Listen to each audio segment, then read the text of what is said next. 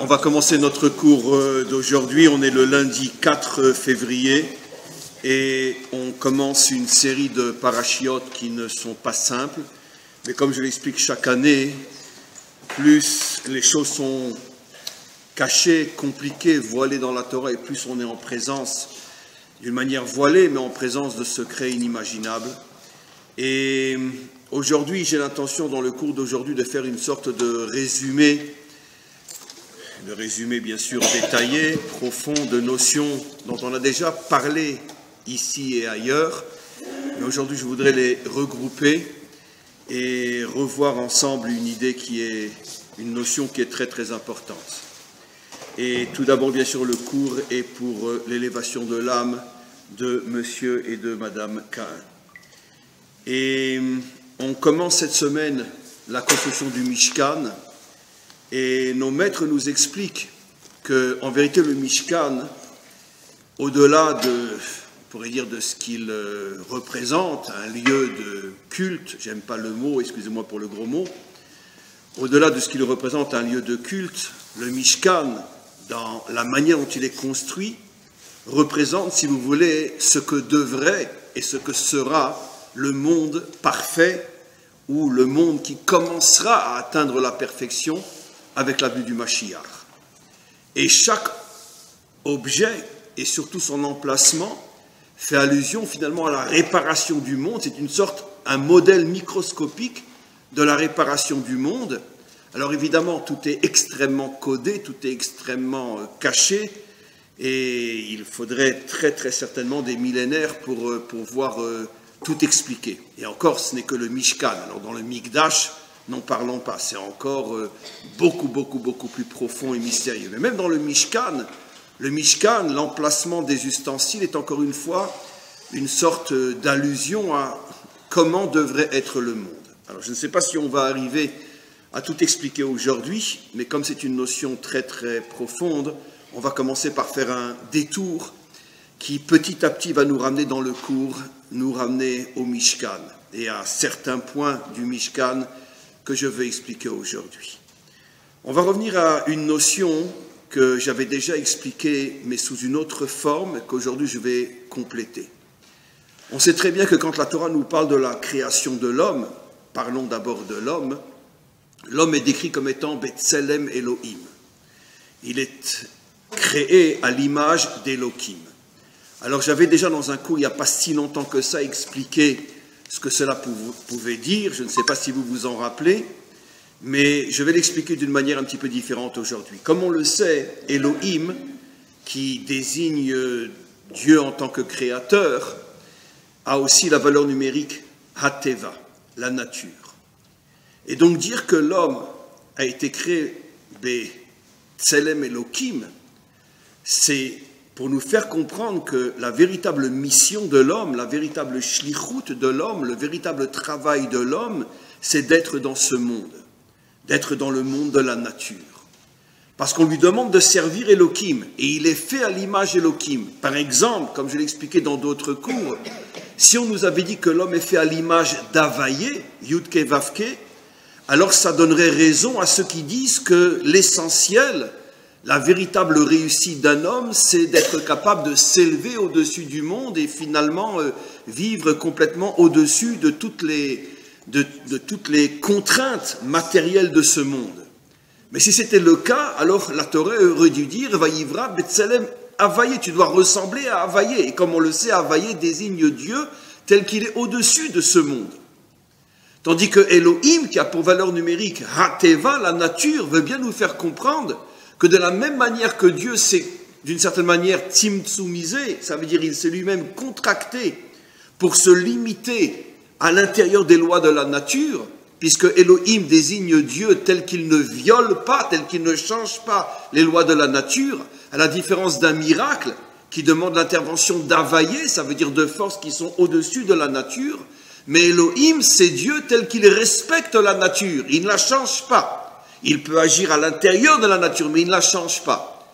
Et donc, si moi je suis à l'image d'Elohim, ça veut dire qu'on me demande d'être comme Elohim.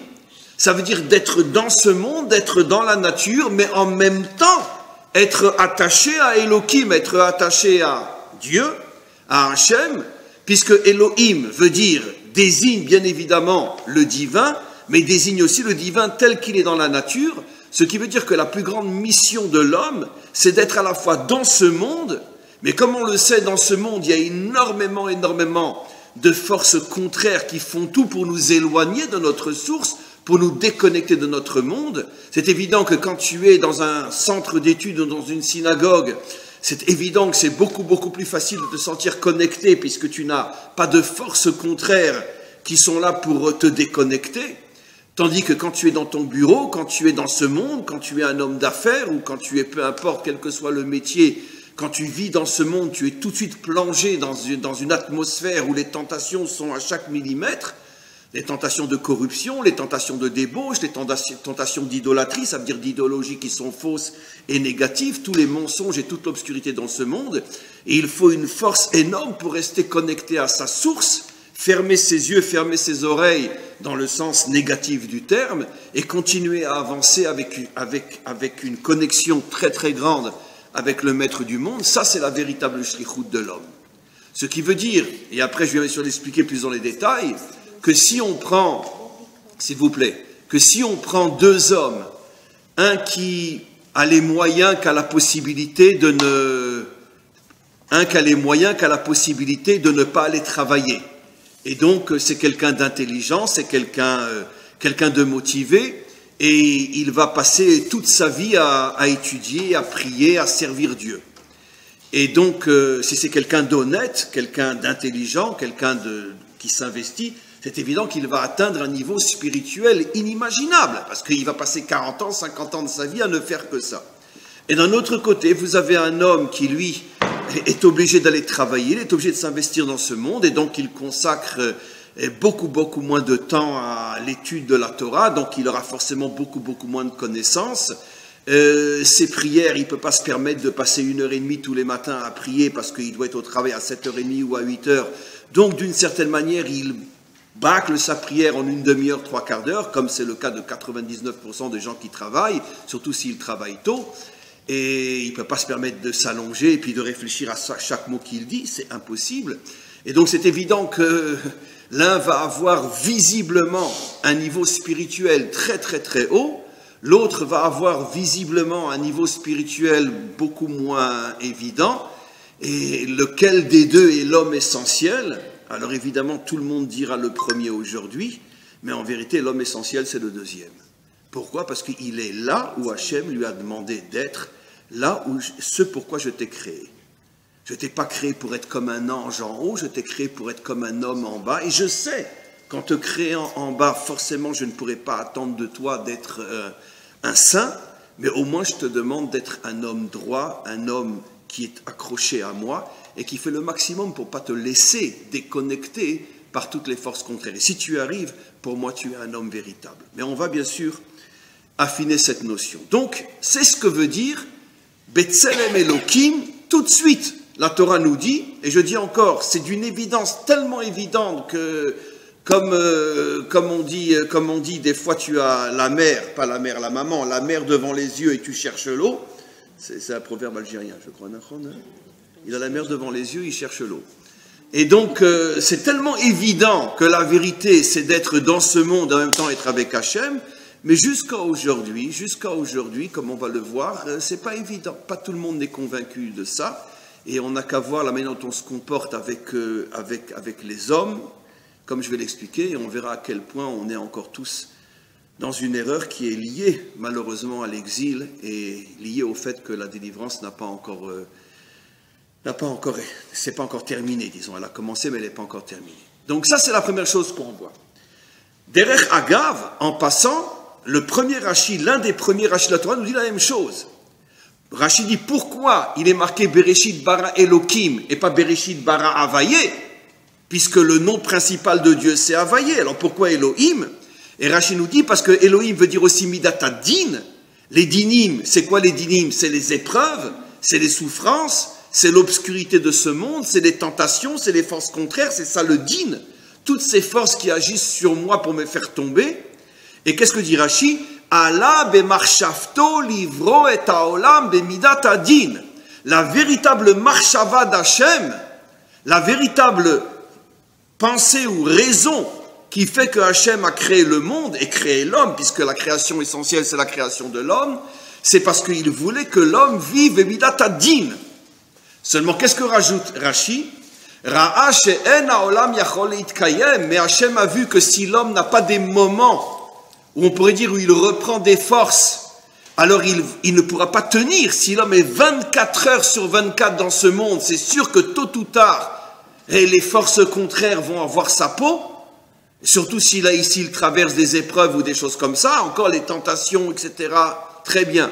Mais quand un homme des fois est brisé, par exemple il fait faillite ou peu importe, quelque chose de grave dans sa vie ou dans sa famille, donc c'est quelque chose qui peut le mettre à genoux, et quand quelqu'un est à genoux, il est beaucoup moins fort face à toutes les tentations de ce monde.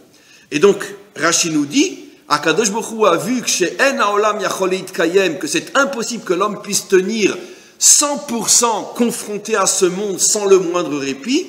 Igdim veshitef bo midat harachamim, c'est pour ça que Hachem a associé à midat hadin, midat harachamim, qui est le Shem Havayé, de manière à ce qu'il puisse tenir. Mais qu'est-ce qu'on comprend de là? Ça veut dire que Hachem n'a pas changé son intention, sa marshava. La marshava est que l'homme soit dans le din. Mais comme il a besoin aussi, l'homme, de se renforcer, comme une voiture qui a besoin de temps en temps de recharger, de refaire le plein, ou une batterie qui a besoin de se recharger. Maintenant, l'essentiel du téléphone, c'est pas la batterie, c'est le téléphone et ce qu'on fait avec, mais il faut recharger la batterie. La batterie, c'est le Shem Havayé, ce qui veut dire, traduit dans un langage moderne, mais authentique, le Shem Havayé, c'est-à-dire que Hachem demande à l'homme, consacre un temps à l'étude, consacre un temps à la prière, consacre un temps aussi à te détendre, consacre un temps à faire autre chose que d'être dans ce monde, pour que tu reprennes des forces, mais ces forces, c'est uniquement dans le but après de retourner dans le monde. On ne remplit pas le réservoir de la voiture pour que le réservoir soit plein. On remplit le réservoir pour après conduire avec la voiture. On ne recharge pas la batterie du téléphone pour après mettre le téléphone dans l'armoire, mais pour s'en servir. Donc tu vas étudier, tu vas prier, tu fais les mitzvot pour après retourner dans le din, jusqu'à ce que tu sentes qu'à nouveau tu t'affaiblisses, tu retournes te remplir et tu retournes dans ce monde. Voilà ce qu'est l'homme véritable. On a une autre preuve de la Torah, que l'homme véritable est celui qui est dans ce monde. Juste avant de parler de la création de l'homme, qu'est-ce que la Torah nous dit? Pourquoi l'homme a été créé? Alors le texte, bien sûr, dans son langage métaphorique, commence à nous dire il ne pleuvait pas, il n'y avait pas de pluie, donc rien n'avait poussé. Pourquoi? Ki en ve'en adam la'avod et ha'adama. Ve'en adam la'avod et ha'adama. Et tout de suite après, Hachem a créé l'homme. Pourquoi il ne pleuvait pas? Pourquoi rien n'avait poussé? Parce qu'il n'y avait pas d'homme pour travailler Adama, la'avod et ha'adama. Donc là encore, un nouveau verset qui est aussi explicite que le premier. Le premier dit, on est créé Betselem Elohim, donc pour être dans la nature. Le deuxième dit, pourquoi l'homme est créé? La avod et Adama, pour travailler ce monde. Et Adama veut dire la matière. L'homme a été créé pour travailler la matière. Mais comme on le sait, la avod signifie perfectionner, réparer. L'etaken en hébreu, tikkun haolam, et donc l'homme a été créé pour faire le tikkun du monde, pour faire le tikkun de ce monde matériel, et c'est pour ça qu'il a été créé. Maintenant, dans ce verset se cache un secret extraordinaire. Qu'est-ce que dit le verset? Ve'adam ayin la avod et ha'adama. Tout celui qui comprend bien l'hébreu, sans qu'il y ait une anomalie grammaticale, normalement on aurait dû dire ve'ein ha'adam la avod et ha'adama. Il n'y a pas d'homme pour travailler la matière. Le verset dit « Ve'adam ayin la avod et ha'adama ». Comment on peut traduire ce verset-là aussi justement que la traduction, la première, la plus connue? « Ve'adam ayin la avod et ha'adama ». L'homme doit être ayin pour travailler la terre. L'homme doit s'annuler pour travailler la terre. Il doit être ayin. S'il était marqué encore une fois « Ve'en adam la avod et ha'adama », la traduction, la seule possible, c'est « Il n'y a pas d'homme pour travailler la terre ». Mais si la Torah, Ve'adam haïn, la avod et ha'adama, on peut tout aussi bien traduire, et c'est tout aussi juste, l'homme doit être haïn pour travailler la terre. Haïn, ça veut dire quoi? Il doit s'annuler. Et on va voir ce que signifie l'annulation. Il doit s'annuler pourquoi? Parce que si l'homme rentre dans ce monde avec son ego, c'est évident qu'il va se faire bouffer à vouloir bouffer le monde. Puisque s'il rentre avec son ego, si j'en ai 100, je veux 200, si j'ai 200, je veux 400, si j'ai telle réussite, je veux plus encore dans tous les domaines, dans le domaine du plaisir, dans le domaine du pouvoir, dans le domaine de l'argent. Si l'homme rentre avec son ego dans ce monde, c'est clair qu'il va se faire déchirer. Donc la Torah nous prévient, ton rôle c'est d'être dans ce monde, la Avod Adama, mais travaille sur ton ego, travaille sur ton moi, tu dois être Aïn, et là tu pourras rentrer dans ce monde. Ça, c'est la première traduction. Mais nos maîtres vont beaucoup plus loin. Ils nous disent que le Aïn fait allusion à la qualité essentielle dont l'homme a besoin pour être dans ce monde. Cette qualité qui est au-dessus de toutes les autres et qui s'appelle Aïn, c'est la Emouna. Pourquoi la Emouna s'appelle Aïn? Parce que qu'est-ce que c'est la Emouna? Ça veut dire que c'est précisément une situation dans laquelle je suis obligé de me mettre en état de haïn, puisque la Emouna me demande de continuer à croire, justement, lorsque ça dépasse l'entendement. Donnons un exemple, j'ai donné souvent cet exemple-là, d'accord? On est tous ici. Si je demande à n'importe quel d'entre vous, est-ce que vous croyez en Dieu? Excusez-moi de parler comme ça me fait mal à la langue, mais bon, on est en français, malheureusement. Est-ce que vous croyez en Dieu? Vous allez tous me dire oui, d'accord? Je dirais non. Non. Je dis, le seul qui croit en Dieu, c'est celui qui a traversé une ou deux ou plusieurs grosses épreuves et qui est encore plus croyant après qu'avant. Sinon, c'est stable. D'accord? Ben oui. Parce que la Emouna s'appelle Aïn. C'est quoi Aïn? Quand Aïn veut dire ne pas, rien. Quand je n'ai plus Aïn, aucune possibilité de comprendre, quand je n'ai plus rien sur quoi m'appuyer, quand je n'ai plus aucune fenêtre, aucune possibilité de m'en sortir, et que malgré tout je reste accroché à toi de toutes mes forces, malgré que je ne comprends rien, ça c'est la Emouna véritable. Mais dire je crois en Dieu, n'importe qui croit en Dieu. D'accord? Voilà. C'est quoi un vrai Mahamin? Un vrai. Alors, sans citer de nom, d'accord? Alors on va dire, ah, c'est le rabbin tel, c'est le rabbi un tel, etc. Si ce sont des gens qui ont traversé des épreuves, ben que oui. Mais pour moi, vous savez, c'est qui les plus grandes sadikim de l'histoire du monde, ceux grâce auxquels le Mashiach va se dévoiler, ceux qui seront à côté d'Hachem lorsque, enfin, il se réassira sur son trône. C'est ceux quand les Américains sont rentrés à Auschwitz avec des tas de boîtes de conserve et qu'il y avait des squelettes qui leur ont demandé, est-ce que vous n'avez pas une paire de téphilines? Il y en a eu des centaines comme ça, des milliers comme ça. Des juifs de la rue, des juifs dont on ne parlera jamais, dont on ne connaît même pas le nom, qui sont des inconnus de l'histoire. Ils vous n'avez pas une paire de téphilines, il y a des écrits entiers là-dessus. Les soldats américains n'en pouvaient plus. Ils demandaient c'est quoi? Alors ils allaient chercher un soldat juif américain, il y en avait des milliers. Il dit qu'est-ce qu'il veut? Il dit il veut des phylactères. Mais attends, on lui apporte à manger, il demande des téphilines. Vous êtes vraiment fous les juifs. La première chose qu'il voulait, c'est une paire de téphilines. Ça, c'est un Mahamin. Ça veut dire, on vient de lui brûler sa femme, ses 10 enfants, on l'a transformé en squelette, la première chose qu'il demande, c'est une paire de téphilines. Mais normalement, ces gens-là, on aurait dû, après, en faire les vrais tzadikim de la génération. Non, malheureusement. Ils sont retournés dans les oubliettes, et même eux ne se sont même pas rendus compte qu'ils ont demandé quelque chose d'absolument extraordinaire, parce que ce monde ne sait pas apprécier la vraie Emouna. Comment? En plus, ils ne devaient pas avoir besoin de ce kavod-là. Non, mais à la rigueur, nous, on aurait dû les porter tout en haut de ce monde. Eux n'étaient même pas conscients. Comme on dit, En Baal Nisso Makir Benisso. Celui à qui Hachem fait un miracle, il n'est même pas conscient qu'on lui fait un miracle. Et nos maîtres nous posent la question, mais comment ça fait qu'il n'est pas conscient? Et parce que si c'est un vrai Mahamin, c'est tellement évident pour lui qu'Hachem peut lui faire un miracle, que s'il a un miracle, il n'en fait même pas... C'est normal, puisque c'est évident qu'Hachem peut faire des miracles. Qu'est-ce que vous voulez que je vous dise? Ouah, Hachem a fait un miracle. Mais si tu dis ouah, Hachem a fait un miracle, c'est bien la preuve que tu ne crois pas vraiment au miracle. Parce que si tu croyais comme une évidence, alors c'est évident qu'Hachem peut faire un miracle. Mais si Hachem nous fait un miracle, quand on croyait qu'on allait avoir le miracle, alors on n'est pas aïe, on croit comme quelque chose. J'ai pas compris. Si je pense que Hachem il va me faire ce miracle, alors je ne suis pas me foutre d'être Hachem. Oui, mais généralement, on ne peut jamais être sûr qu'Hachem va nous faire un miracle. C'est de marquer exactement le contraire. C'est marqué que Hachem ne fait un miracle qu'à celui chez l'Osomer à l'anissim. Si quelqu'un se met dans une situation où pour s'en sortir, il aura besoin d'un miracle, et qu'il le fait en se disant, c'est sûr qu'Hachem va faire un miracle, la Gemara dit, c'est sûr qu'Hachem ne lui fera pas de miracle. Ça veut dire un miracle, c'est quelque chose que tu reçois, c'est une sorte de cadeau, mais tu peux pas gérer un miracle, c'est absolument impossible. D'abord, qui tu es pour oser prétendre que Hachem, c'est sûr qu'il va te faire un miracle? Donc c'est de l'ego spirituel, mais c'est de l'ego quand même. Donc un miracle, c'est forcément quelque chose qui vient complètement au-delà de moi. En tous les cas, donc la Emouna, c'est le koar du Aïn qu'il y a dans l'homme. Adam Aïn la avodeta Adama. Si tu veux véritablement être quelqu'un qui correspond au projet divin, être dans ce monde et le transformer, tu dois être Aïn. Pourquoi?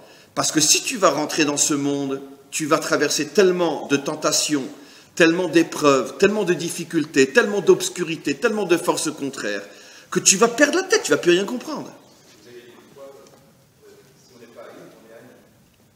C'est d'ailleurs le contraire de Haïn, c'est Ani, absolument. C'est ou moi ou rien. D'accord? C'est vrai, c'est les mêmes lettres, absolument. C'est ou Ani ou Haïn, c'est les mêmes lettres. Ça veut dire que tu rentres dans ce monde, attention, est-ce que tu vas être Haïn ou est-ce que tu vas être, tu vas être Ani? Et ça, c'est qui a le Routassara, c'est sur l'épaisseur d'un cheveu. Ça se joue. Donc voilà quelle est la véritable mission de l'homme. La véritable mission de l'homme, après je vais faire un petit résumé, on va continuer, c'est d'arriver à être dans ce monde. Mais pour arriver à être dans ce monde sans tomber, il faut une émouna extraordinaire. Et qu'est-ce que c'est la émouna? C'est pas encore une fois le fait de le dire, c'est pas Be'ezrat Hashem, Imirtse Hashem, ça tout ça on le sait. La vraie émouna, c'est quand tu es dans une situation où tu n'as plus aucune raison logique de croire, et que se dévoile en toi une force qui est en vérité, elle n'est pas de nous cette force-là. De la même manière que nous n'avons aucun mérite de voir, ni d'entendre, ni de marcher, ce sont des forces qu'Hachem a doté notre être de ces forces-là. De la même manière que le corps est doté de force, l'âme est dotée de force. Et la force la plus importante de l'âme, c'est la émouna. C'est une force qui s'allume au moment où on mérite et on en a besoin. Dans un autre cours, j'ai appelé la émouna tout simplement le parachute. Pourquoi? C'est quoi un parachute? Eh bien, imagine-toi que tu es à 2000 km de haut et qu'on te jette d'un avion. Si tu n'as pas de parachute, qu'est-ce qui va se passer? Tu t'écrases sur le sol. C'est quoi la émouna? Hachem, généralement, c'est quoi une vraie épreuve? C'est qu'il t'élève très haut, très haut, très haut. Si quelqu'un est toujours tout bas, tout bas, tout bas, c'est pas vraiment une épreuve. Donnons un exemple, dans la réussite professionnelle. Il te monte, il te monte, il te monte, il te monte, et en 1 heure, paf, il te fait tomber. Tu as tout perdu. Il t'a complètement aveuglé, t'as investi dans une affaire que tu pensais, tu étais sûr que... Il y a une histoire extraordinaire, une histoire authentique que j'ai entendue encore quand j'étais un jeune étudiant dans une yeshiva, que le Mashgiar nous avait raconté. C'était un jeune américain qui était venu étudier dans une yeshiva, c'était à Ponyovitch, si je ne me trompe pas. Et bon, comme très souvent les Bachurim américains, ils viennent étudier 3, 4, 5 ans, puis après ils retournent pour travailler avec papa dans les affaires. Et donc, au bout de 4-5 ans, il est retourné, très bien, bon, maintenant, il est un juif qui étudie et qui travaille, etc. Et puis, au bout de quelques années, il revient voir le Rosh Yeshiva ou le Mashgiar de Ponyovitch, et avec tout un dossier comme ça, d'une affaire qu'il voulait monter, mais dans laquelle il devait investir, lui et son père, pratiquement tout ce qu'ils avaient, mais une affaire qui avait été contrôlée par les plus gros financiers, les plus gros comptables, Orerdin, peu importe, etc. Une affaire qui allait rapporter des milliards, et il vient annoncer à son Rosh Yeshiva, écoutez, vous savez, d'accord, vous pouvez commencer à amener, des travailleurs pour refaire toute la yeshiva, d'accord, dans 1 an, à l'allure où ça va aller, d'après les bénéfices et tout le calcul qu'on a fait, ça va être une réussite de folie, dans 1 an, on vous reconstruit toute la yeshiva. Le Rav lui dit, écoute, je t'en supplie, surtout n'investis pas 1 centime là-dedans. Alors, le Bachour, je veux dire, avec tout le kavod qu'il doit à son Rav, Dieu, bon, le Rav, il est très très fort dans la Gemara, mais je veux dire, qu'est-ce qu'il a à voir avec les affaires? En plus, il vit en Israël, qu'est-ce qu'il connaît avec les affaires en Amérique?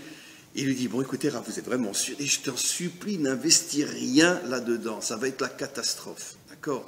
Mais non, mais regardez, mais tout est clair, c'est un avion de chasse, wouh! Et surtout, n'investis rien. Bon, très bien, Rav, d'accord, je vais réfléchir. Il s'en va, bon, le temps qu'il arrive à New York, il a déjà oublié tout ce que son Rav lui a dit. Qu'est-ce qu'il y connaît, celui-là? D'accord, je ne vais pas, moi, lui expliquer un Rachitosot, alors qu'il ne m'explique pas les affaires. Il rentre à la maison, lui et son père investissent tout. Au bout de quelques mois, c'est la faillite totale, il ne leur reste rien. Il retourne chez son Rosh Yeshiva, et il lui dit, Rabbi, mais comment vous avez su? Mais vous êtes un géant dans les affaires. On a payé les plus grands conseillers financiers sur cette affaire-là. Il n'y en a pas un qui a vu ce qu'allait nous arriver. Mais comment vous avez fait? Il a dit, moi, j'y connais rien dans les affaires. Et par contre, je me débrouille pas mal dans la Gemara. Quel rapport? Il dit, mais c'est marqué dans la Gemara, Kol atralot kashot. Tout commencement est difficile. Toi, tu m'as dit que ça allait très très bien marcher dès le départ. Donc, si ça va bien marcher dès le départ, c'est forcément une erreur. Ça ne peut pas marcher. Parce qu'on a un principe fondamental. Kol atralot kashot. Si tu commences quelque chose de réel dans l'existence, tu commences forcément avec de grandes difficultés. Quelque chose qui commence sur un tapis rouge, tu peux être sûr que derrière le tapis rouge, il y a un précipice, c'est la catastrophe. C'est un klal. Ça veut dire que le Rav ne s'y connaissait pas dans les affaires. Il n'a pas lu le dossier. Mais lui, il a compris que tel que tu me le présentes, tu ouvres une affaire et dans un an, tu me refais toute la yeshiva, il y a forcément quelque chose qui ne marche pas là-dedans. C'est impossible, c'est contraire à l'existence réelle, où tout s'acquiert avec de la sueur. Bezat apecha tochalechem. Tu mangeras du pain à la sueur de ton front. C'est vrai dans le travail, c'est vrai dans le couple, c'est vrai dans tous les domaines. Tout ce que tu reçois facilement est forcément un piège qui aura ta peau. Donc paye cher et tu peux être sûr que quand tu l'auras, tu l'as pour l'éternité. C'est un klal. Et donc, je reviens maintenant à ce que j'explique. Donc, c'est encore une fois la raison pour laquelle la Emouna est la véritable force qui nous permet de nous en sortir, parce que dans tous les domaines, dans le mariage, dans le travail, dans une alia, dans tout ce qu'on fait, dans une teshuva, tout ce qu'on fait, il faut savoir qu'on va forcément traverser de très très très grandes difficultés, et des fois des difficultés qui sont contraires au bon sens. Mais je ne comprends pas, Hachem. J'ai tout lâché en France pour venir m'installer en Israël. Pourquoi c'est tellement dur? Pourquoi je commence à être envahi de pensées qui me font dire, mais qu'est-ce que j'ai fait? J'aurais mieux fait de rester. Pourquoi? C'était tellement mieux, tellement plus facile avant. Hachem, je te montre que je vais selon ta volonté, et c'est plus dur que quand j'étais dans le mensonge. Pourquoi? Parce que justement, parce que pour réussir dans ce monde, il faut la Emouna. La Emouna. Et la Emouna, c'est forcément une force qui se dévoile au moment où tu ne comprends plus rien. Ce qui veut dire, et je vais le réexpliquer après, c'est que finalement, qui sont ceux sur terre que l'on devrait véritablement considérer comme des héros? Qui sont ceux qu'on devrait vraiment considérer comme des héros? Pas forcément des gens brillants, des gens géants, des gens, etc. Mais quelqu'un que tu sais qu'il a eu une vie difficile et qu'il s'en est sorti, et que c'est un homme exemplaire, pas forcément le tzadikador, mais sur le plan moral, sur le plan de sa droiture, sur le plan de sa yirat shamaïm, même si c'est quelqu'un de relativement simple, mais que vu les épreuves qu'il a traversées, c'est un homme qui est yiré shamaïm, qui a la crainte d'Hachem, qui étudie, qui accomplit les mitzvot, qui fait ce que la Torah lui demande, sans être forcément un homme brillant, ceux-là sont les vrais tzadikim de la génération. Mais en vérité, ils sont complètement dans l'ombre, personne n'en parle, personne véritablement les considère comme étant... Pourquoi? Parce que ce que l'homme cherche, c'est « Waouh, le brillant !» Et on va en parler. Eh bien, mes amis, tout ça, c'est tout simplement la faute de Adam Arishon. C'est ce qui s'est passé. Hachem, quand il l'a créé, il lui a dit « Naaseh ha-Adam » Il l'a prévenu que j'attends de toi d'être un homme d'action. Naaseh. Et nos commentaires font remarquer pourquoi on sait que Naaseh veut dire soit un homme d'action. Parce que toutes les autres créatures ont été créées avec la parole. Vayomer. La parole est l'expression la plus significative de quelle autre force dans l'homme? L'intelligence. C'est pour ça qu'un animal ne parle pas. Donc, comme on le sait, que la véritable différence entre un animal et un humain, c'est la parole. Mais la parole dans le sens qu'elle traduit, évidemment, je ne parle pas de la parole qui sont uniquement des cuicuis ou des aboiements, ce que malheureusement qu'est la parole de la majorité des hommes. On ne parle pas en vérité. On ne fait qu'exprimer nos envies. Mais la parole qui est de transmettre, de créer avec sa parole, quand un homme arrive à créer avec sa parole, c'est donc sa parole exprime l'intelligence. C'est pour ça que toutes les créations d'Hachem ont été avec sa parole. C'est bien sûr une image, il ne faut pas le prendre à la lettre, il n'a pas de bouche, il n'a pas de langue. Mais pour nous faire comprendre que la création est l'expression de la sagesse d'Hachem. Et de la même manière, l'homme parle, ce qui veut dire que la parole est l'expression de son intelligence.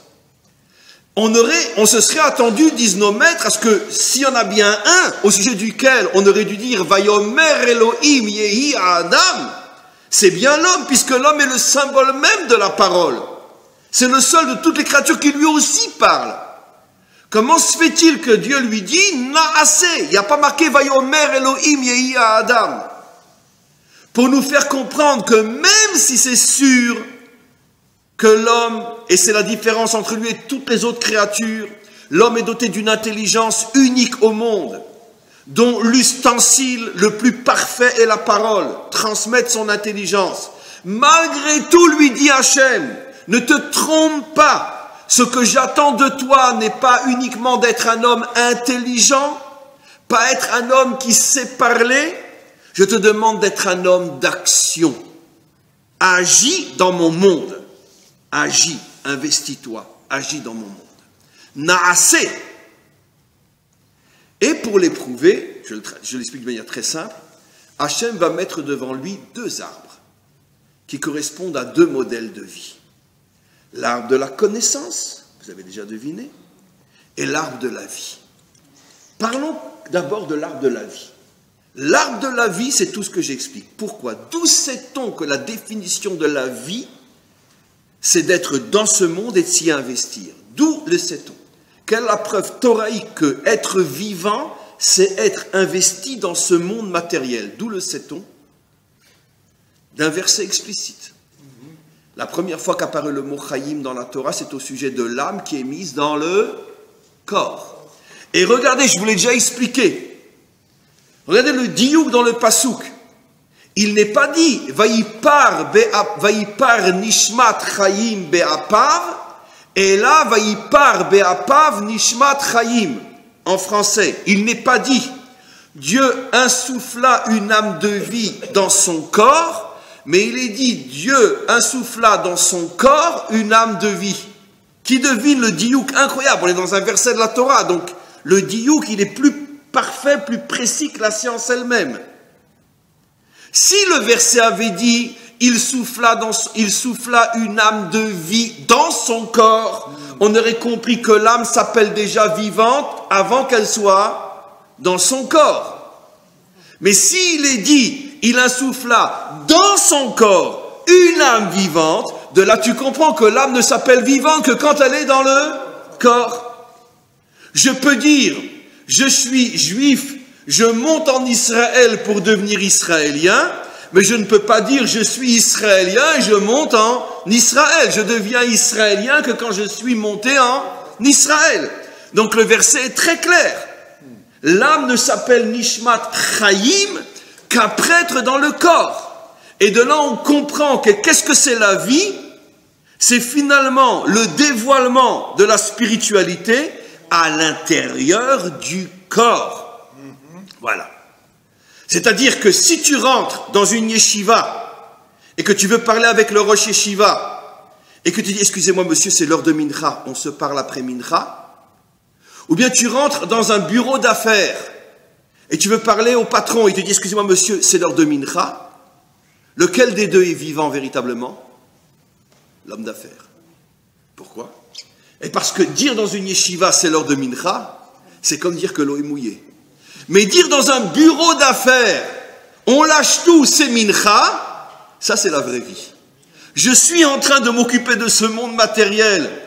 Quelqu'un rentre avec lequel je pourrais peut-être signer un contrat qui va énormément rapporter, et je risque de le perdre parce que lui il va très très mal le prendre. Je reviens dans une heure, écoutez, attendez-moi, j'arrive. Non mais il est malade ce bonhomme. Je viens pour signer un contrat avec lui, il me dit qu'il va faire quoi? Min quoi? Non mais attends, ça veut dire quoi? C'est quoi mincha? Et si en plus on lui dit, il va prier, il faut dire, avec un malade comme ça, je ne signe pas d'affaire. Il va prier, non mais attends, à 3 heures de l'après-midi, en pleine journée de travail. Mais c'est un malade, le bonhomme.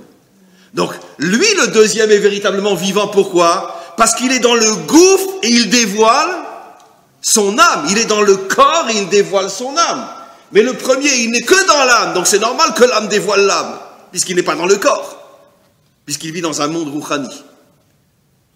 Donc c'est ce que la Torah nous dit. La vie, c'est le dévoilement de l'âme dans le corps.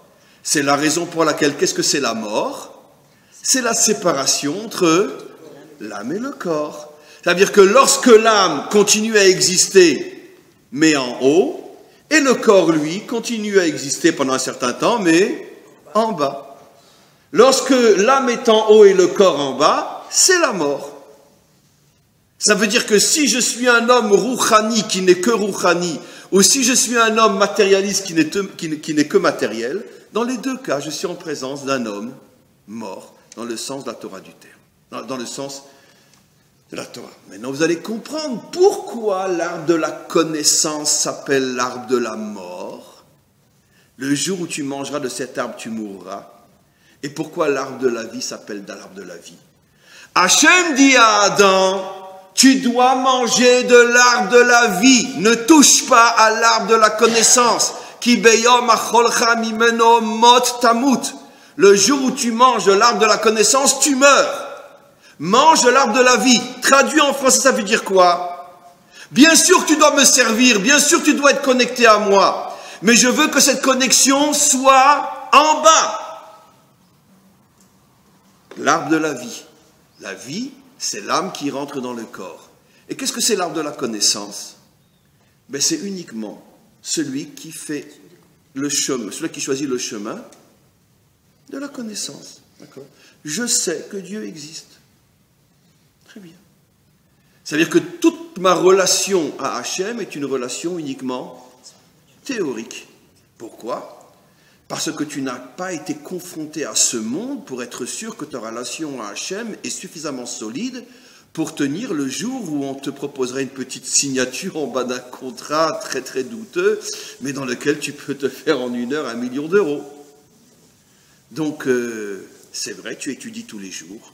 C'est vrai, tu pries 3 fois par jour. C'est vrai, tu mets les films de Rashi et de Rabbeinu Tam.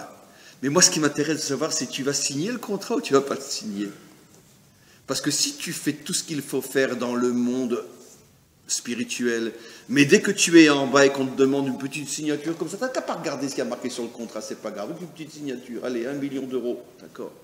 Et puis j'imagine que tu vas te dire, oh, avec ça je vais pouvoir faire beaucoup de tzedaka, je vais pouvoir aider les pauvres, les veuves, les orphelins, je vais pouvoir redonner à une yeshiva, oh, je vais faire beaucoup de mitzvot avec ces millions d'euros mal gagnés. Très bien. Et puis que tu signes en bas, d'accord, ben que tu n'es qu'une sale petite pourriture, et tu n'as aucune émouna, rien, zéro. Voilà. Ah, Hachem dit attention. La connaissance, je m'en fiche. Ce que je veux, c'est que tout ce que tu sais, tu le rentres dans la matière, dans le gouffre. Je veux que ton âme soit dans ton corps. Quand tu étudies, tu n'es qu'avec ton âme. Je veux que ton âme, je veux voir comment elle réagit dans la matière. C'est ça que je veux voir. Qu'est-ce qu'il a choisi à Adam? Il a choisi l'arbre de la connaissance. Pourquoi? Parce que l'arbre de la connaissance, c'est l'arbre le plus facile. Comme disait Mendelssohn, on l'a dit la semaine dernière, je ne me trompe pas, mais c'est tellement vrai même aujourd'hui, sois un juif chez toi et un homme à l'extérieur. Dans un langage, lui il a dit dans un langage très humaniste et qui a amené à créer la réforme, parce que bon dit comme ça, c'est très séduisant. Mais qu'est-ce que veut dire en réalité cette phrase? Ça veut dire soit moral chez toi ou à la synagogue, mais quand tu es dans ce monde, comporte-toi comme un requin, comme tout le monde. Parce que si tu te fais petit poisson dans ce monde, tu vas te faire bouffer par les requins. Et c'est ça la justification que chacun d'entre nous se donne. Donc j'ai pas envie d'être un petit poisson rouge, j'ai envie moi de survivre, donc je vais être un requin, comme tout le monde. Mais en vérité c'est faux, pourquoi? Parce que si tu avais une véritable émouna, c'est-à-dire que si tu rentres dans ce monde comme un petit poisson rouge, sans émouna, c'est clair qu'en 1 heure, tout le monde va te bouffer. Mais si tu as une véritable émouna, eh ben, tu vas être surpris de voir que c'est le petit poisson rouge qui bouffe tous les requins. T'as un super associé. Voilà.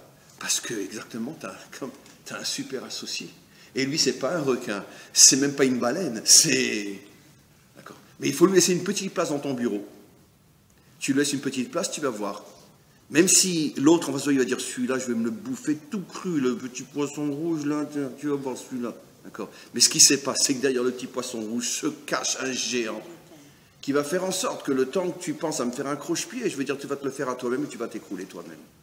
Mais pour ça, il faut une émouna terrible, terrible. Et qu'est-ce que va faire Hachem? Il va m'éprouver plusieurs fois. Pour voir si j'ai cette émouna, il va m'envoyer des difficultés, il va se cacher, il va tout d'un coup, alors que je suis quelqu'un d'honnête, il va me faire une petite faillite, et il va voir si j'arrive à me relever, si je ne remets pas tout en cause, si je me dis pas, tu vois, si j'avais été comme tout le monde, j'aurais pas fait faillite, hein, pourquoi j'ai pas volé comme tout le monde? Il va s'arranger pour t'envoyer 1, 2, 3, 4, 5 bons coups, pour voir si tu tiens fort. Et quand tu as pris voir que tu tiens fort, il va dire, bon, alors tu sais quoi, mon petit poisson, je m'associe avec toi. Maintenant, laisse-les venir, on va tous les bouffer tout cru. Et le petit poisson, il va devenir multimilliardaire. Sans voler une seule fois. Ça existe. Bon, il y en a 1 sur 1 million, 1 sur 1 milliard des gens comme ça sur Terre. Mais il y en a. Il y en a. Ça existe. C'est David avec Goliath, d'une certaine manière. Le grand Goliath arrive, David avec une petite pierre. Il est arrivé à toucher le seul endroit qui était ouvert. Ça veut dire qu'il n'y a pas en vérité, il n'y a aucune puissance dans ce monde qui n'a pas le point faible. Si tu as Hachem avec toi, il t'aidera à voir le point faible qu'il y a derrière le requin qui te guette. Tu vas le toucher au point faible et il va tomber. Parce que de toute façon, je veux dire, tout le monde a des yeux et les yeux, c'est l'endroit fragile. C'est ça le symbole. Pour dire, même si Goliath, c'est Goliath, à ce niveau-là, il est fragile comme n'importe quel autre homme. Et donc attaque-le là, dans son point de fragilité. C'était ça la faute. Et donc finalement, l'homme ou l'humanité a fait le choix de la connaissance, mais n'a pas fait le choix de la vie. Maintenant, ça c'est l'idée basique, qui est malgré tout très très importante. Mais à un niveau beaucoup plus profond, après les choses se sont affinées et raffinées et c'est rentré dans tous les domaines. Sans vouloir trop insister, je l'ai déjà dit par allusion, mais j'aurais dû le dire un peu plus clair sans trop insister, même dans notre monde à nous, le monde de la Torah, le monde juif, on vit encore sous l'effet de la faute de Adam Arishon. Pourquoi? Mais parce que c'est très simple. Si maintenant tout d'un coup rentre quelqu'un que tout le monde appelle un grand de la génération, d'accord? Mais c'est quelqu'un qui, depuis toujours, ne vit que d'études. Et qui n'a jamais eu la tentation de signer sur un contrat de 1 million d'euros mal placé, qui n'a pas de secrétaire à moitié habillé, qui n'a pas les voyages en Asie où mieux vaut que la femme ne se pose pas de questions, qu'est-ce qu'il fait en Chine, mon mari, etc., etc. Très bien. Supposons que toi, tu vis uniquement dans ton Beth Midrash. Mais tu es vraiment un gadol là-dessous.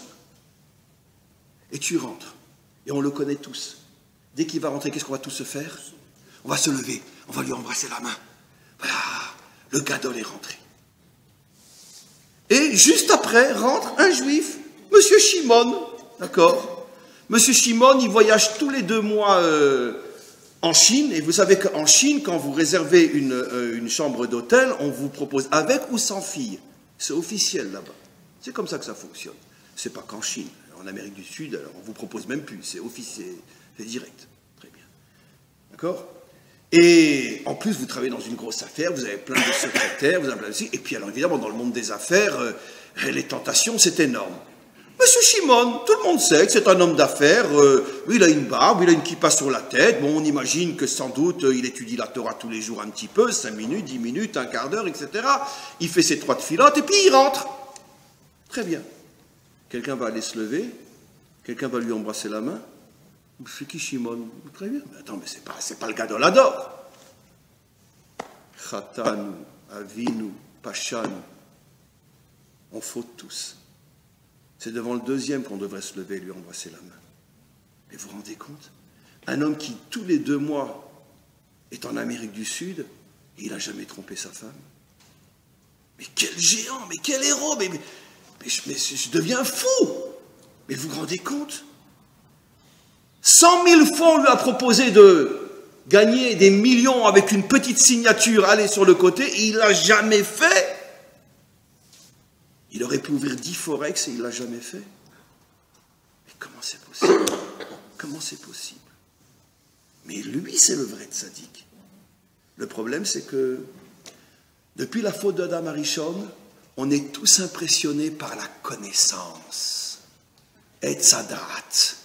La connaissance, waouh, ça brille. Waouh, il connaît toute la Torah. Waouh, tu lui poses n'importe quelle question, c'est Monsieur Google, il répond tout de suite.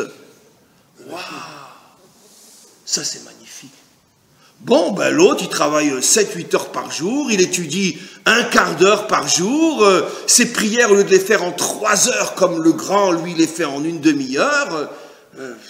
C'est bon, c'est un bon juif, Nekouda, on s'arrête là, n'en faites pas un plat.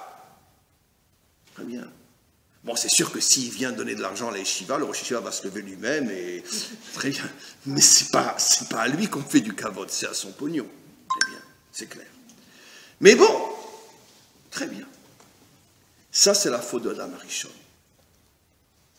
Mais de la même manière, dans d'autres domaines, maintenant, rentrant dans le monde du profane, soyons à nouveau un petit peu révolutionnaires. D'accord? Très bien. Moi, j'ai une bonne tête, d'accord? J'ai découvert un petit truc extraordinaire, j'en ai fait une start-up, mais c'est vraiment extraordinaire, et j'ai vendu mon affaire à $1 milliard. Très bien, j'ai 35 ans, 28 ans, d'accord? Et puis, bon, très bien. Et puis à côté, ben moi je suis un paysan, d'accord? Je suis dans un kibboutz, dans une ferme en France, peu importe. Je travaille 10 à 12 heures par jour pour que ma terre, elle sorte de la nourriture qui va nourrir des milliers de personnes. D'accord? Les deux rentrent et je vois les deux au même moment. Le paysan et celui qui a créé la start-up. D'accord? Vers lequel je me lève pour... pas lui embrasser la main, bien sûr, mais pour... évidemment. Le paysan, c'est un pecno, on dit en français, non? C'est un paysan. Voilà, c'est un bon monsieur, c'est un bon pecno. Voilà, je veux dire.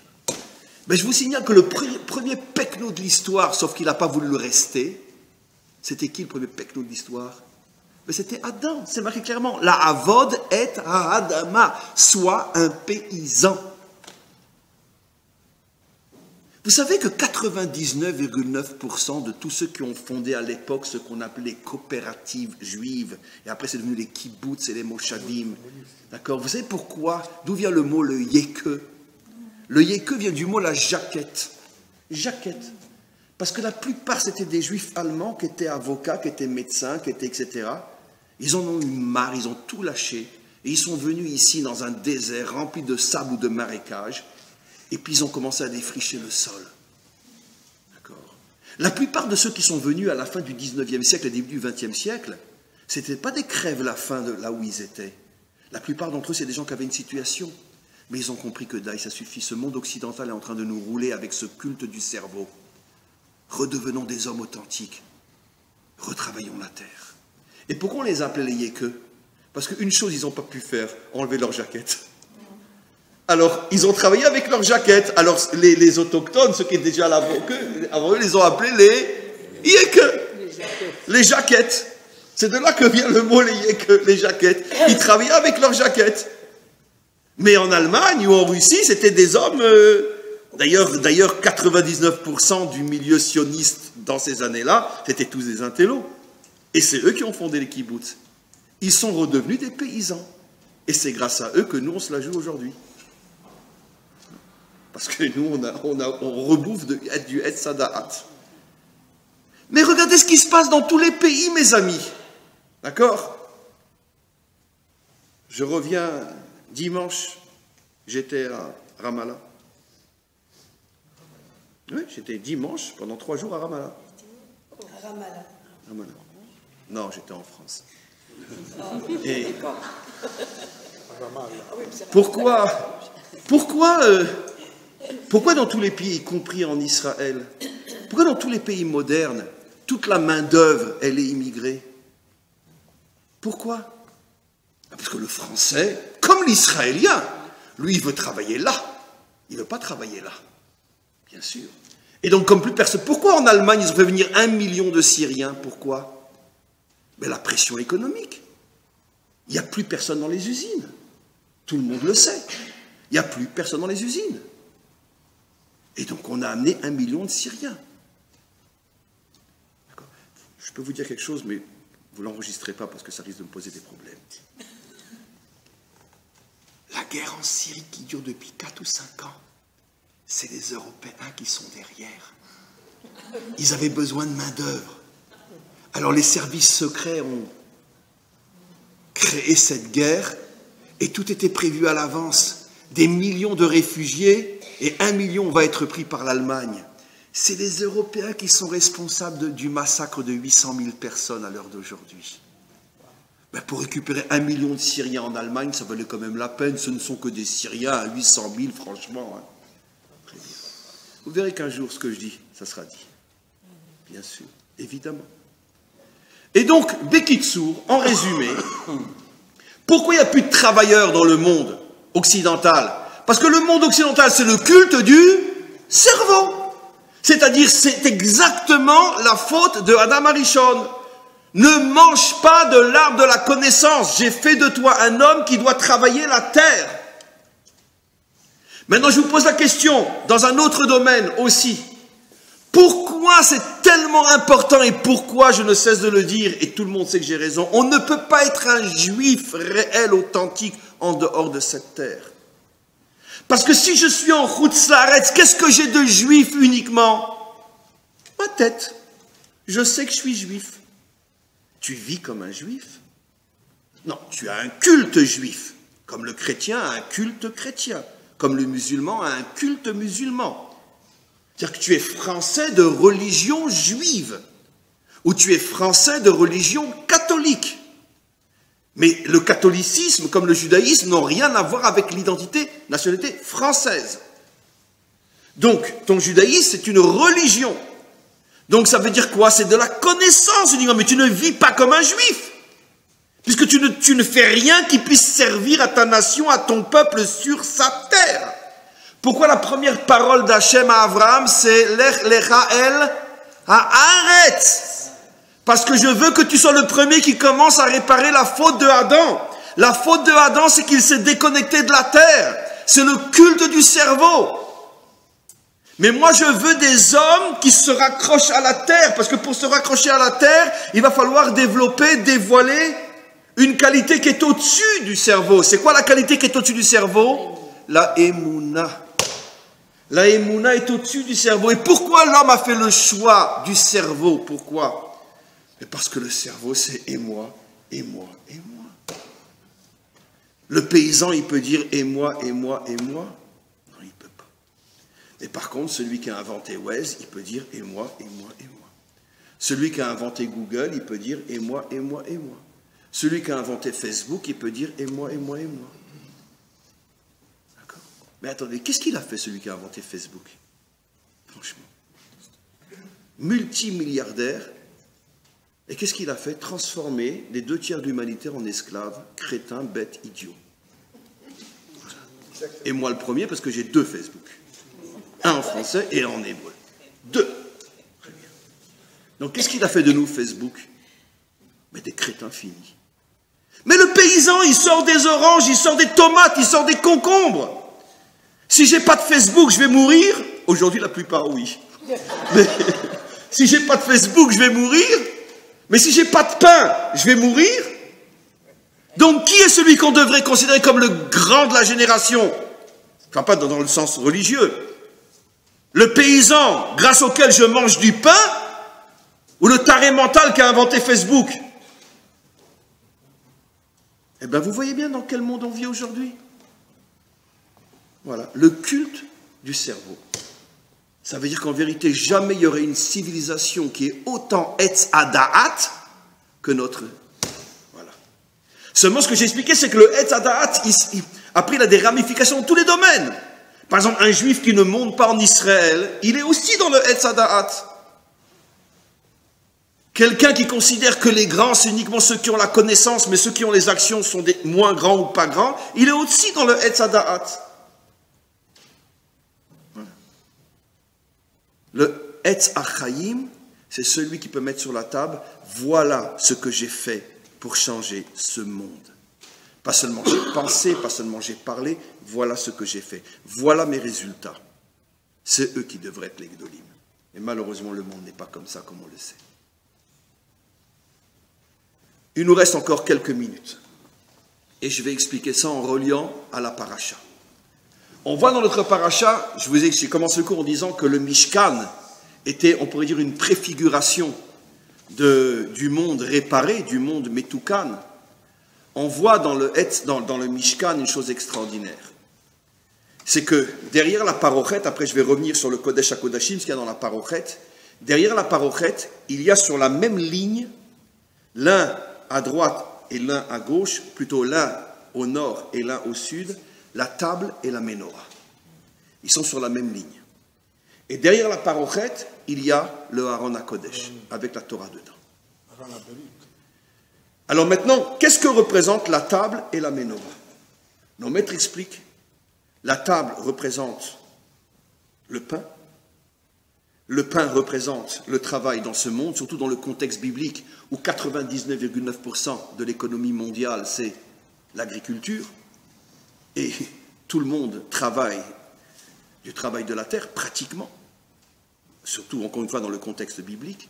C'est pour ça que sur la table, il y avait le pain qui est le symbole du fruit du travail, et le symbole de la nourriture, et le symbole de la vie. Donc la table représente l'investissement dans ce monde concret pour avoir de quoi manger et de quoi vivre. Et la menorah, c'est la lumière. En or et la Torah. La lumière de la Torah qui se diffuse dans le monde. Hier soir, je donnais un cours en hébreu où j'expliquais plus profondément encore, mais comme on est à la fin de ce cours, comme j'explique, ça suffit, mais sachez que c'est beaucoup, beaucoup plus profond que ce que j'explique. Mais quoi qu'il en soit, la menorah représente la lumière de la Torah, comme il est dit, En or et la Torah. La lumière de la Torah. Et ce qui est extraordinaire, c'est que les deux sont au même niveau. On aurait pu imaginer qu'on mette la menorah plus proche du Kodesh HaKodashim et un petit peu en retrait, la Shulchan. Quoi, tu vas quand même pas mettre le paysan au même niveau que le Talmid Chacham? Si, dans le monde de la vérité, oui. Parce que le Talmid Chacham, s'il n'a pas du pain tous les jours, d'accord, comment qu'il va étudier la Torah? Plus encore, d'accord? On fait 3 choses essentielles le jour du Shabbat.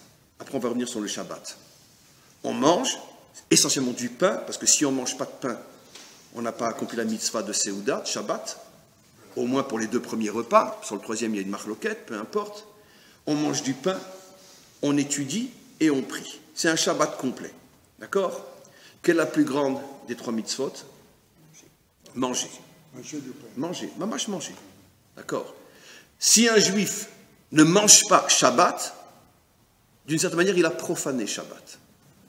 Parce qu'il a porté atteinte à la mitzvah du Shabbat, qui est le Oneg Shabbat, manger Shabbat. Sauf si ça tombe Kippour, mais à cause de Kippour. Mais on se rattrape la veille. On mange 2 fois la veille. Non, Dafka, on mange 2 fois la veille. Mais quoi qu'il en soit, donc la mitzvah la plus importante. Comme je dis toujours, ça m'arrive souvent quand je suis à la table de Shabbat avec des gens, après qu'on ait mangé, admettons, les salades ou le poisson, et maintenant je veux faire un Dvar Torah. Alors je dis, bon, jusqu'à maintenant, on a nourri notre âme, maintenant nourrissons notre corps. Ils ne comprennent pas. Jusqu'à présent, on a nourri le corps. Maintenant, le Dvar Torah, c'est pour nourrir l'âme. Je dis, non, la nourriture du Shabbat, elle est tellement, tellement haute qu'elle nourrit l'âme, plus encore que le corps. Ce n'est pas pour nourrir le corps, on nourrit son âme, tellement il y a une sainteté incroyable dans le Shabbat. Donc, même le Shabbat, toutes les fêtes reposent sur le pain, pas sur l'étude. Pessah, le soir du Seder, imaginez-vous, 2 salles. Une où il y a des gens très simples, des paysans, mais qui accomplissent la mitzvah de manger de la matzah. Et à côté, tout d'un coup, des Mekoubalim qui décident, mais qu'est-ce que nous, on va manger de la matzah? On va toute la nuit étudier tous les secrets de la Torah sur la sortie d'Égypte, sans manger de matzah. Lesquels ont fait la mitzvah? Ceux qui ont mangé la matzah. Et ceux qui ont étudié toute la nuit, sans manger de la matzah, tous les secrets de la sortie d'Égypte, non seulement ils n'ont pas fait de mitzvah, mais ils ont fait une très grave faute. Donc vous voyez bien que le pain, c'est quelque chose de très très haut. Mais dans notre monde d'aujourd'hui, c'est sûr que si on doit positionner la menorah, c'est-à-dire le Talmid Chacham, et la table, le paysan, c'est sûr qu'on n'osera jamais mettre le paysan à la même hauteur. Mais en vérité, pourquoi dans le Mishkan, ils sont à la même hauteur? Parce que derrière eux, au-devant d'eux, il y a dans le Kodesh HaKodashim la véritable Torah. La véritable Torah qui est la racine de la Torah qui est la Menorah, qu'on pourrait appeler les secrets de la Torah. La Torah qui nous révèle la vérité vraie. Pourquoi je dis vérité vraie? Qu'est-ce que dit le texte? Emet, mais Eretz Titzmar. La vérité vraie, elle sortira de la terre. La vraie Torah, c'est celle qui nous enseigne que lorsqu'un homme a une occupation avec ce monde, Beyirat Shamaim ou Be'emuna, dans un premier temps, je vais dire il est aussi grand, après je vais changer, il est aussi grand que celui qui n'a une occupation qu'avec la Menorah. Ça, c'est ce que la Torah du Kodesh HaKodashim nous enseigne. Et je termine en vous disant plus encore. Même si physiquement ils sont sur la même ligne, en vérité la Menorah, même dans le Mishkan, est traitée avec un avantage que n'a pas. La Shulchan est traitée avec un avantage qui montre sa grandeur plus encore que la Menorah. Vous savez pourquoi? Parce que l'essentiel du culte qui concerne la table se faisait le Shabbat. On apportait les 12 nouveaux pains et on enlevait les 12 anciens le Shabbat. Et on apportait le pain en offrande le Shabbat. Alors que la Menorah était changée tous les jours de la semaine. Ce qui veut dire que le culte concernant la Menorah est en semaine, alors que le culte concernant le pain est le Shabbat. De là, la Torah nous fait un remèze. Un jour viendra où notre cerveau va être remis à l'endroit et on saura véritablement donner la véritable grandeur à celui qui était dans ce monde, mais qui est resté un homme droit, intègre, Yireh Shamayim, Ma'amin. C'est pas facile, parce que des hommes dans ce monde, il y en a des millions. Mais trouvez-moi-en qui sont dans ce monde et qui sont Yireh Shamayim, qui sont intègres, qui sont droits, qui sont des modèles de morale. Il y en a un tous les 500 millions. Mais il y en a. Mais même ceux-là, on ne les voit pas et on ne les considère pas, parce que nous, on court tous après les feux d'artifice. Mais un jour viendra où tout le monde se lèvera devant ces gens-là. On comprendra que c'est grâce à eux que le monde a tenu, c'est grâce à eux que notre peuple a survécu, et c'est grâce à eux que le Mashiach est venu. Ce qui veut dire que le mot de la fin est le suivant, et surtout ici en Eretz Israël. Maintenant que nous sommes revenus sur notre terre, on doit sortir une fois pour toutes de ce judaïsme galoutique qui ne voyait finalement le judaïsme que comme une religion, que comme un culte. Il faut comprendre qu'en vérité, aujourd'hui, notre véritable devoir, surtout pour des jeunes comme ça aussi, oui, c'est à vous que je parle aussi, notre véritable mission dans ce monde aujourd'hui, c'est de s'investir dans ce pays, d'avoir un métier, de faire l'armée, d'être quelqu'un qui est investi authentiquement dans ce pays, mais qui en même temps vit avec une Yirat Shamaim, avec une Emouna, avec une force morale inimaginable. Ceux-là sont ceux qui amèneront le Mashiach, et personne d'autre. Be'ezrat Hashem, Amen v'chen Yeh Ratzon.